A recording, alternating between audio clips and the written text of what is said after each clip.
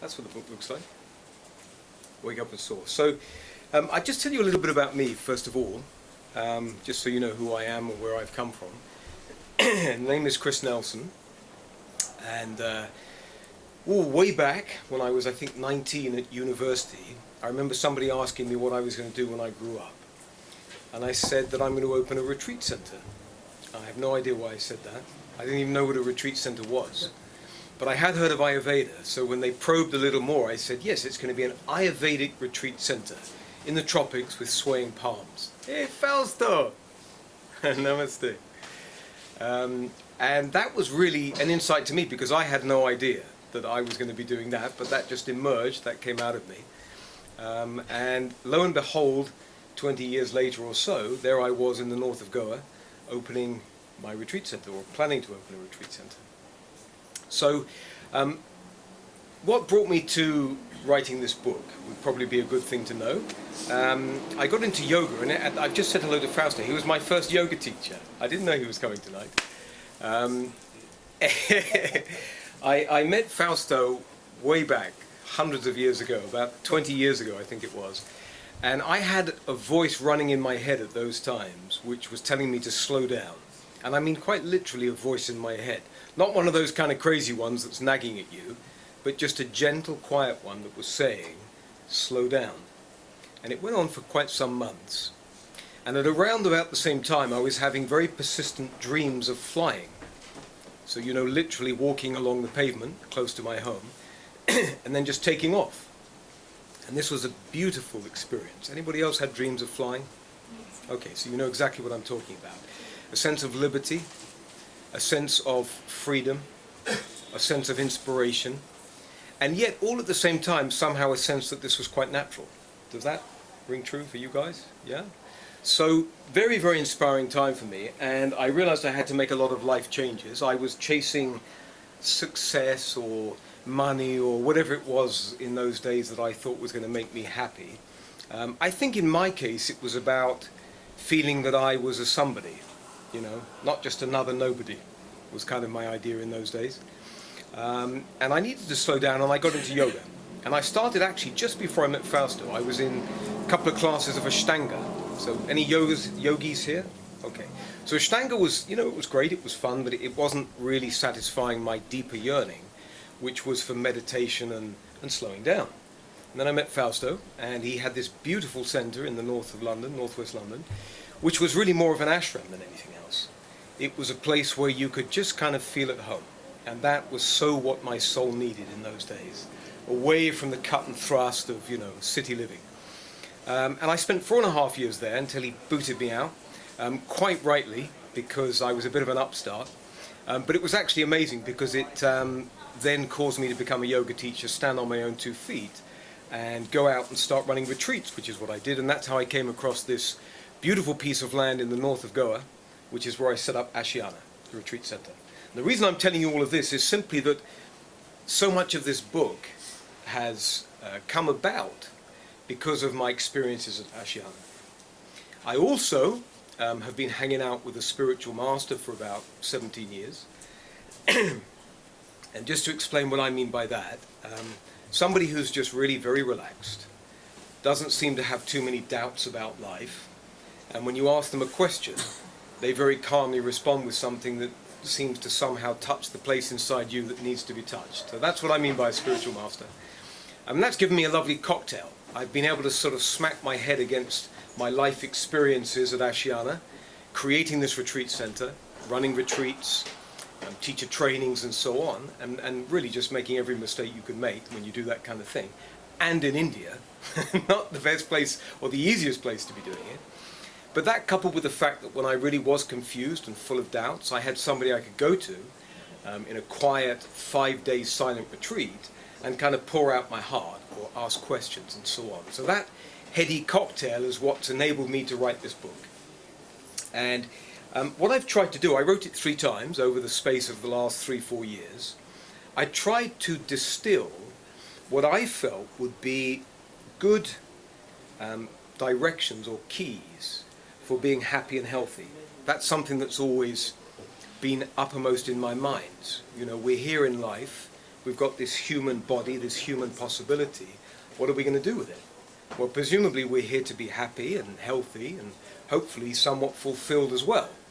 And if perhaps like other people, I was questioning that. I was really not quite sure what it was all about, because for a lot of my life I certainly hadn't been wildly happy. I was healthy, fortunately, I had good genes, but I wasn't fulfilled. And so what the book really is about for me is three keys. And I think that, at least from my perspective, what this does is it kind of simplifies a little bit the whole life experience and distills it down into something that we can grab hold of and use as a kind of a practical guide. And there are three parts to the book, and they're entitled Relax, Nurture, and Fly. And relax is about learning to calm your mind. Nurture is about designing a lifestyle that supports you. And fly is about pursuing your heartfelt desires, being inspired, being on your magic carpet as you pursue your greatest dreams. And I feel that these three things, at least for me, are what have enabled me to kind of get a grasp of my life and make me feel substantially more fulfilled than I was before yoga, before hanging out with a spiritual master, and before even writing this book. This has really helped me a great deal, writing this book. Anybody else here written the book? Kind of. It's such an incredible process. I strongly recommend it to everybody. You don't even need to think about publishing it. In fact, I've written 5 before this that were absolutely not worthy of publishing. But they so allowed me to channel my thinking, clarify my thinking. So anyway, relax, learning to calm your mind. I wanted to create a sort of a very simplistic language that people could understand. We've all heard of consciousness. Many of these books perhaps are referring in some way, shape or form to consciousness. But it's very kind of hard to grab hold of. What does it mean? And am I being conscious or am I not being conscious? And is he and I'm not? Or, I was a bit confused about the whole concept. So I wanted to create a language, and this is how I refer to it. I believe that when you're born, you have a natural quality of mind. And if you looked at a baby with their wide eyes and their innocence and that kind of incredible acceptance of everything, that's what I mean by a natural quality of mind. We could call it loving, we could call it spacious, we could call it still, blissful. You choose your word. But I feel that what happens is that through the process of life, we get conditioned. And a lot of that happens early on, maybe even when we're in the mother's womb. Certainly in early childhood, impressioned by everything that happens to us, our parents, our family, our friends, life, this huge force that's put upon us.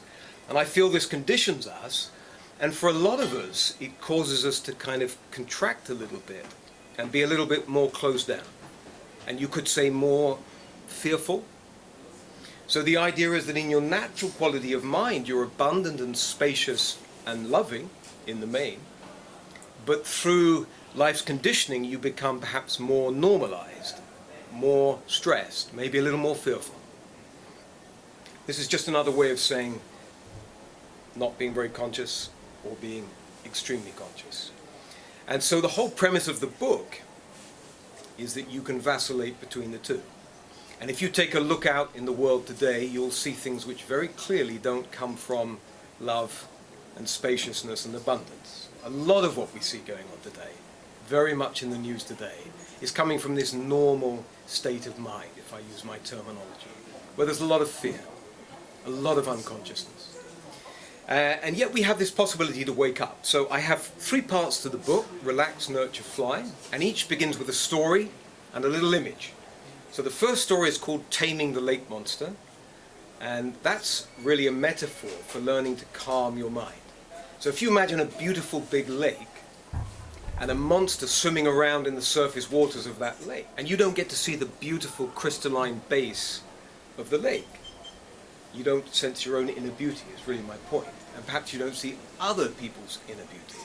Because the monster, he's not harmful, he's got no claws, no teeth, but he's very disruptive. And if we keep attaching to our thoughts, we also get somewhat disrupted, and we become more in that normal state of mind. So I believe that we're here to learn how to tame our personal lake monster. Now, when we learn how to do that, even just a little bit, it's not like you've got to get somewhere or you've got to achieve something. It's just that you get a sense of the fact that inside there's already some peace. There's already a place which is really very calm and you feel quite wonderful. Now, if you trust that even just a little bit, it's a place you can go to through choice. Now, when you have a little bit more spaciousness, a little bit more peace of mind, you're going to invite a quality of life that is more supportive of you. You're probably going to eat a little better. Maybe you take up some yoga.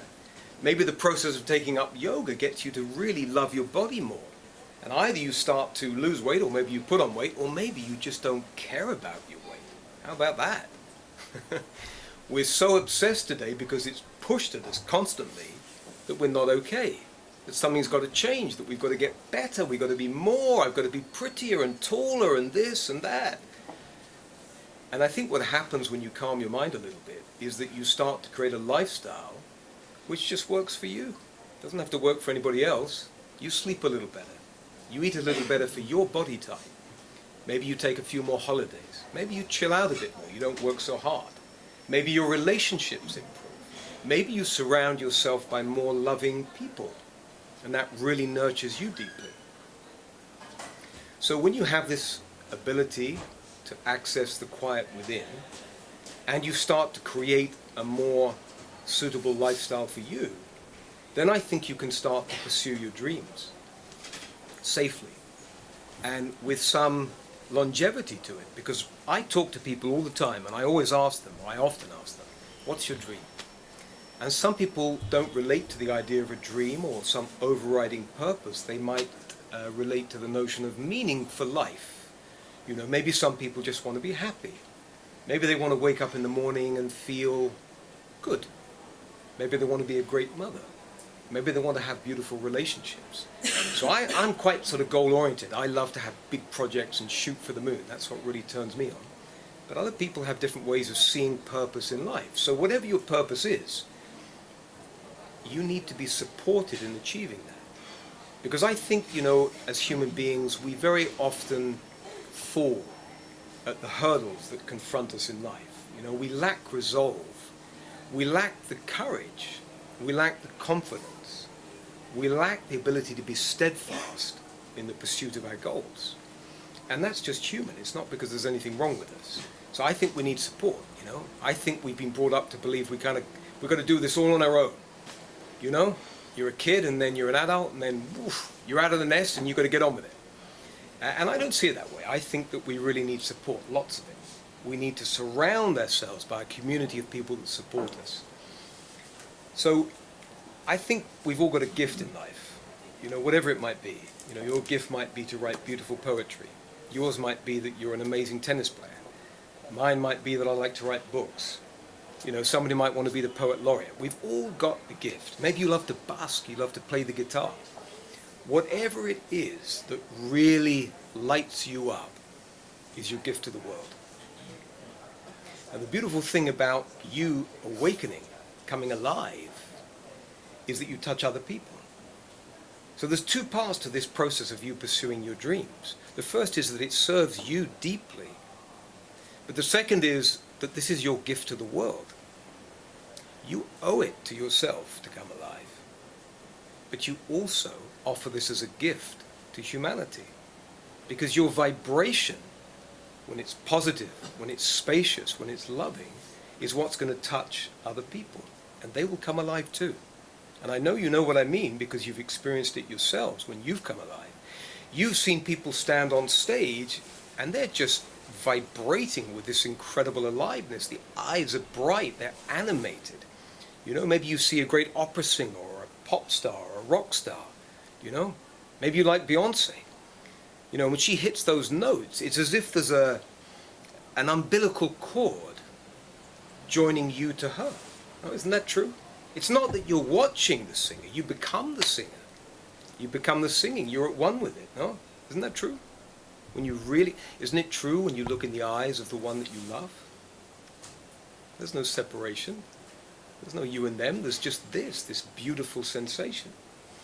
So, just to summarize what I'm trying to put across in a few minutes, I think that we all have a compelling possibility in life. And that's not measured one against another. My goal might be this and yours might be that. It doesn't matter whether mine compares well or not with yours. Yours is yours, mine is mine. But you've got a gift. We're all here for a purpose. And maybe it's just to be a good human being. What a beautiful purpose that is. But whatever that purpose is, you owe it to yourself to come alive. But in order to do that and sustain that, you need to support yourself first and foremost, and then surround yourself with a group of people that love you and support you in your greatest endeavors. So to support yourself, it's these keys that I'm talking about. Relax. Learning to calm your own mind. That's the beginning of everything for me. If you're confused, take a moment, sit still, breathe deeply. If somebody says something horrible to you and you want to bite their head off, take a moment, breathe. Sense your own breath. It'll calm you down. You know, anything you can think of, any situation in life, before jumping, just take a breath. Take a moment. This is a simple way to calm the mind. Now, I use a tool which I've called SOAR. Just happens to go very nicely with this concept of taking off into the sky rapidly. But as I was writing the book, I realized that I would constantly sit back and slow down and close my eyes and breathe consciously, because that helped me to relax and see clearly what I was writing. And I just realized that it was slow down, observe inwardly and connect with the breath, accept all that is arising within and without. So within me, my thoughts just running endlessly, that unsolicited broadcast, and the stuff that was going on around me, I could just accept it, surrendered acceptance. And I was then able to relax deeply. And so I realized there was this beautiful word I could use in two ways, you know, soar, but also slow down, observe, accept, relax. And funnily enough, or not, in order to truly soar, I think you first need to learn how to soar. I think just yesterday, which really resonated with me, which is that, you know, when you're on this spiritual path, if I can call it that, and all I mean by that is it's just a path of wanting to know yourself deeply, you know, so you're in integrity with yourself. It can be very lonely, you know? Isn't that true, Fausto? It can be a bit, maybe way back when you were first beginning, can get a little lonely. It certainly did for me. You know, because I was wanting to eat differently and behave different. I wanted to go hang out in a yoga center 5 nights a week, for God's sake. You know, my friends had no intention of doing that. It was weird. I was strange. So I certainly wasn't lonely when I was in the, you know, in the center, but when I was with friends and family. And to this day, my family are a bit worried about me. So it just seems to be part of the territory, you know. And maybe what happens is that over time, they really start to see that you're happy the way you are. And in truth, all our friends and family want is for us to be happy. They love us. Yeah. So when they can see that what you're doing, the path you've chosen, really makes you happy, then I think they start to sit back and they're a little less judgmental. That's been my experience. So just stay on the path? Well, you can't not do it, can you? Exactly. Well, I kind of come off a little bit because of pressure, and then I just feel awful, and I feel like I'm just, I don't know, I'm losing my way, or I'm not fulfilled. You know, something I realized while I was writing this book is that we all have problems with our own humanity, our humanness. And what I see us doing is this. Okay, am I in the right zone here, or have I come too far forward? Yes. We're human, so we have emotional responses to situations. Yes, you say something I don't like, I get angry. Now, the arising of anger is not the problem. And not only is it not a problem, it's unavoidable. I'm a human being. What happens next, you have to watch and see if you can see this happening. I start beating myself up for the fact that I'm angry. There's the problem. The initial arising of your human response or reaction of being angry is not a problem. Everybody's angry. You're supposed to get angry. You know, if somebody thumps you in the face, you're supposed to get angry. No? But what you do with it afterwards is the interesting part. That's where you've got a gap that you can step into. That's what SOAR's all about. When you recognize there's anger, how do you be with that anger? If you can accept it, peace prevails. If you judge it, which is what I feel many of us do much of the time, then the problems begin. Because this self-flagellation never ends. I should, I shouldn't, I must, I should have. I shouldn't have got angry. I really shouldn't have done that, no? Can you recognize that voice? That's the naughty one. Let go of that one. So I'll do my best. First of all, you credit me with way more awareness way back then of where I thought I was headed. You know, I didn't have a great sense of where I was going. I just knew that where I was not okay. So the voice inside my head that was telling me I needed to slow down was life guiding me. And I've learned to have a lot of trust and faith and love of life because of that. Because I see that life is always guiding us. Even when it appears to be slapping you in the face, it's guiding you. And so for me, and I certainly didn't get this way back then, this is something I've come to understand, that life's always guiding us. So we don't need to know where we're going. We just need to follow that inner voice or instinct or whatever way you want to express it for yourself. In my case, it was a very gentle voice. It was soft. That's probably why I listened to it. Because I was used to listening to my berating voice. You should, you shouldn't, you must, you mustn't. So for me, it was so profoundly clear that this was not the norm. And I paid close attention to it. So I had no clue where I was going. I knew I wanted yoga. I went to a class in the south of France when I was 31 years old that was not particularly well taught. It was about 15 minutes long. I don't think it even was much like a yoga class, but bless her, the lady who gave the class had such a lovely intention, and it touched me. And I walked out of that, and something had touched me, connected with me. So what I'm trying to say to you is I just kept following.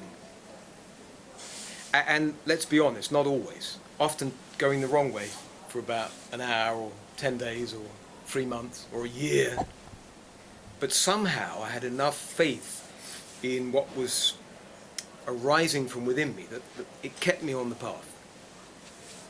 And I do believe that once you kind of step onto that path, we can call it the path of spirituality, the path of questioning, the path of looking for meaning and purpose, you know. You have a different way of expressing it maybe. I think you have no choice then. You're on the way, and you can't not do it. That's why I said what I said to you. You can't not do it. And the real question is, can you just keep accepting instead of fighting? Because that's what I was doing. I've always been a bit of a fighter, a bit rebellious, a bit resistant. Fausto will tell you that's true. Yeah? When somebody told me something, I just want to resist it. So with regard to parents and with regard to life situations, I think you just have to just keep accepting. If you can, do your best. Keep accepting. Because they love you, and they only want the best for you. And in their ignorance and their love, they feel sometimes that you should be doing things differently from the way that you are. Does that make sense? I was just interested in your transition. Oh, you didn't need any assistance at all. You were just checking out where I'm at. No, that's what I was asking. How you made that transition. You explained. Oh, look, I made a huge mess of it. You know, I've rebelled and fought and resisted, and I think that the path of the last 20 years has been one of me just slowly recognizing that that didn't work. If I just let go and allow myself to be guided, that seems to be a lot smoother. First of all, thank you for asking the question, because it's obviously touches something deep for you. So it takes courage to ask that. Thank you. I don't think that way back I was a particularly compassionate person in life. Now, deep down I was. In my natural quality of mind, I certainly was, because there is just love and compassion there. But throughout a lot of my life, I don't think I was particularly expressing compassion. But what I've learned through this process, this journey, and particularly through writing this book, is that compassion will solve so many difficult situations. Compassion is an element of acceptance. You know, I think that when you recognize that you're struggling to accept something or find compassion or forgive, maybe you start to see what quality of mind you're in that moment. So this comes back to the normal and the natural.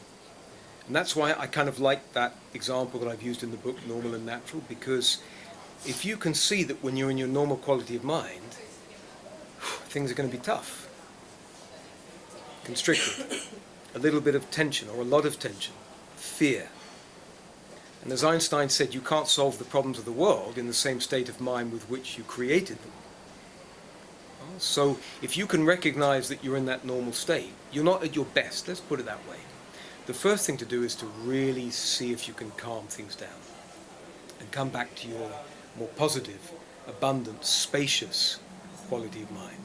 That's the first thing I would try and do if I could. Now, if something really horrific has happened, if something, a number of times it's happened, or a number of people in the family, then I can't imagine that, because that thankfully has not happened to me. But I can only say that the extent to which you find compassion for yourself is the extent to which you can have compassion for others. So maybe it's less about looking to see how you can find compassion for them and forgive them. And it's more about seeing if you can find compassion for yourself and forgive yourself.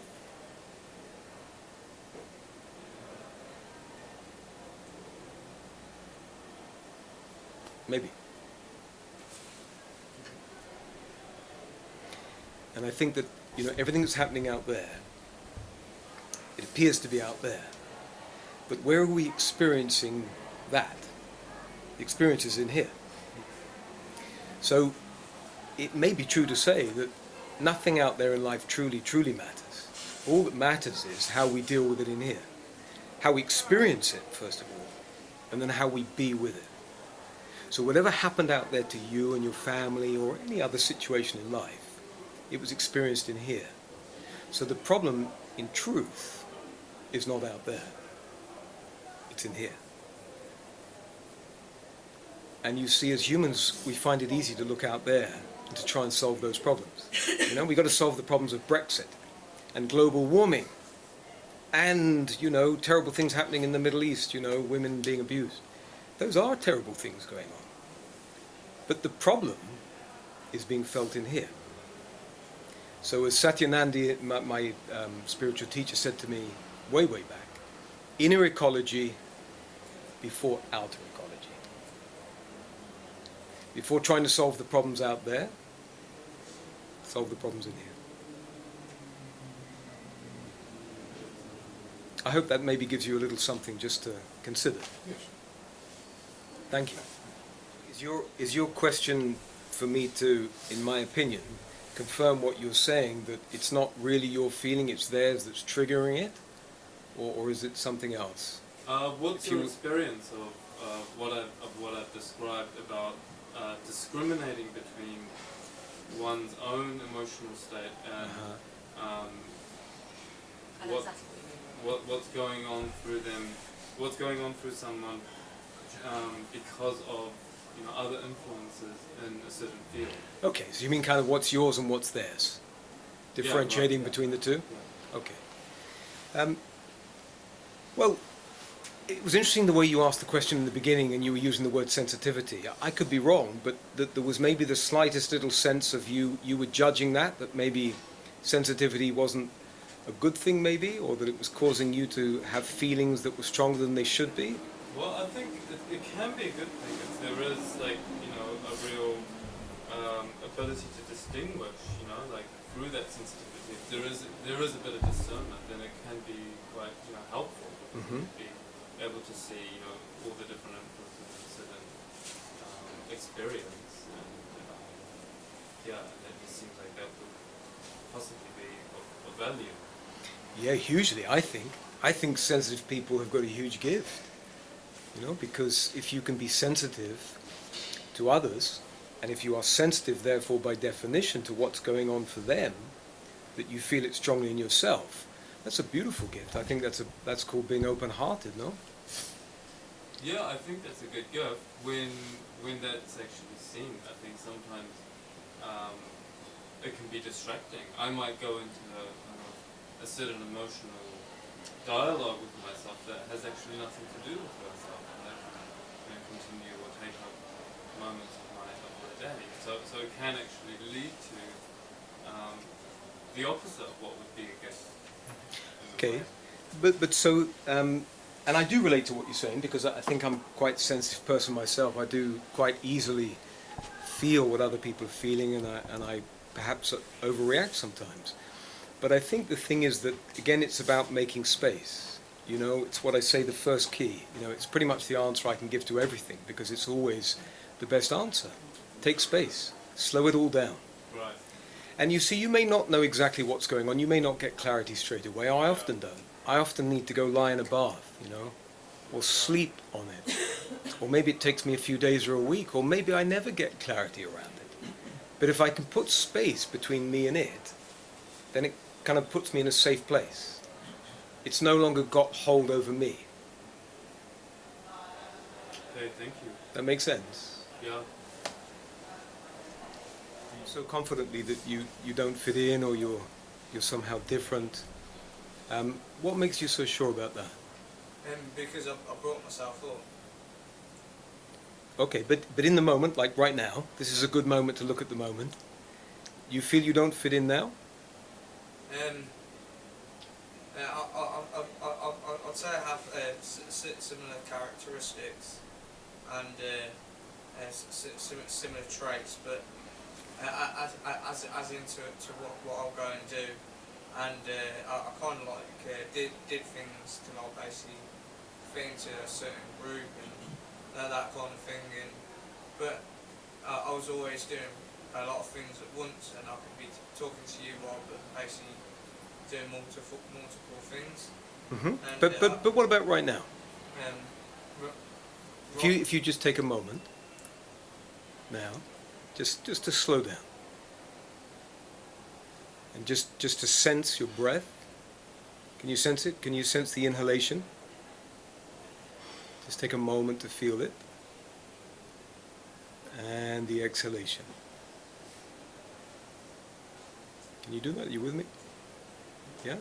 Can you stay with that for a couple of seconds? Just the inhalation and the exhalation. And you find that more interesting to be with the breath than to listen to the noise up here. Just stay here. Stay here. Stay with the breath. And how's that when you're just with the breath? Don't think about it. Just tell me how you feel. How you feel? okay. Yeah. Yeah.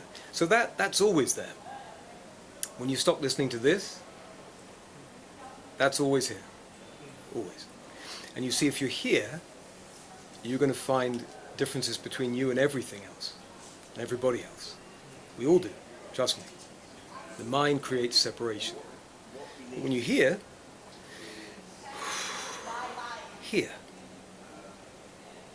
then all is one. All is well. You're well, I'm well, we're well. Yeah, we connect. You feel that, no? Yeah. And that's always there. Now, the extent to which you can really dive into that and believe that is the extent to which you'll stop thinking that you don't fit in, or you're different, or there's something not quite right. Just come back here. Because you know in your own experience this feels good, no? Am I right? Yeah. Yeah? So, I would say, stay here. No? For all of us, no? That's what I tried to do. I hope that helps a little bit. Yeah, definitely. Thank you. Actually, it's not really a question, it's just an observation. Yeah, no, but it's beautiful what you're saying. It's beautiful. You know what it makes me remember, actually? Because I've got Fausto sitting in front of me, I'm going to keep talking about Fausto. Just move slightly to the side so I can still see him. He's still there. Is that I remember vividly in the early days of being at Fausto's, we used to do chanting on Sunday evenings, was it? Sunday evenings. And I was so petrified, I mean, he'll tell you, but petrified. Because it wasn't that, you know, I remember as a kid I sang in the choirs, my voice was okay. But for some reason, I felt so in the limelight, I was so lacking in courage to allow my voice to come out. And fear, absolutely in a spasm of fear. So you can imagine the intention was not a particularly positive one. Oh. And so what was felt by others was like they probably felt really, I mean, love for me and compassion, but probably felt sorry that I was going through such discomfort, you know. Wow, why can't he just open his mouth and let it come out? You know, it won't be so bad. And it took me literally a year or two before I had the courage to actually let my voice out. And when it came out, it was all right. I think, wasn't it? More or less. Pure man. So I love what you say about the intention and picking up on that about the class, you know. I think that also connects with what you say about acceptance. Yes. Acceptance comes before making sense of something. Yes. This is taking in what. Yes, beautiful. Beautiful. I think what acceptance does is it creates space. You let go in the belly. You let the full exhalation go. You know, we hold on to this breath. Have you noticed that? We hold on. We inhale a bit and then we stop. And then we exhale a bit and we stop again. And we let the breath kind of sit in this space up here. If you really breathe fully, like a baby does, let the belly expand as the diaphragm pushes down. Wow, that's acceptance. Breath acceptance, love, intention, all one.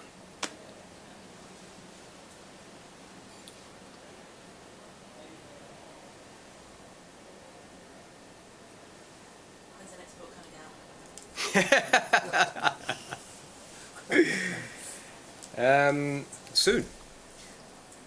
Soon. Yeah, I love writing. I absolutely love it. I think my publisher's attitude is, well, should we just wait and see if it actually sells first, Chris? It's got good reviews on Amazon, I checked it out. Okay. You know, I'm probably not supposed to say this, but, you know, books today and publishing today, it's not how it used to be. You know, it needs so much marketing. It doesn't matter who you are. Well, it does matter who you are. If I was Deepak Chopra or Warren Beatty, then I write a book and it's going to rock. But I'm Chris Nelson, and nobody really knows who I am, and therefore if I don't do massive promotion, it's going to be tricky, which is why Watkins very kindly let me come and do this talk, and I'm doing a few more things coming through the year. I'm also launching an app, and actually for me, the book, when you get to the very final part of the book, it says what's next, and it's all about the app that I'm launching, because you see, what I see is that most experiences in life are just hot baths. Even if it's an amazing experience, you get in, you feel hot. And the better the experience, the hotter you feel. But you have to climb out of the bath at some point. And when you climb out, you cool down. And if there's nothing there to carry you, to create continuity, to create longevity of the experience, you cool right down and you're probably back where you started. So the book was the start point. This was just to help me focus my mind and express clearly what I felt about well-being. And the app is now what will support people and carry people. And there'll be more books talking about some of the new things that will be coming in that app. So I'm just trying to create this support system. I'm trying to create what I think would be great for me in the hope that it might be good for others as well.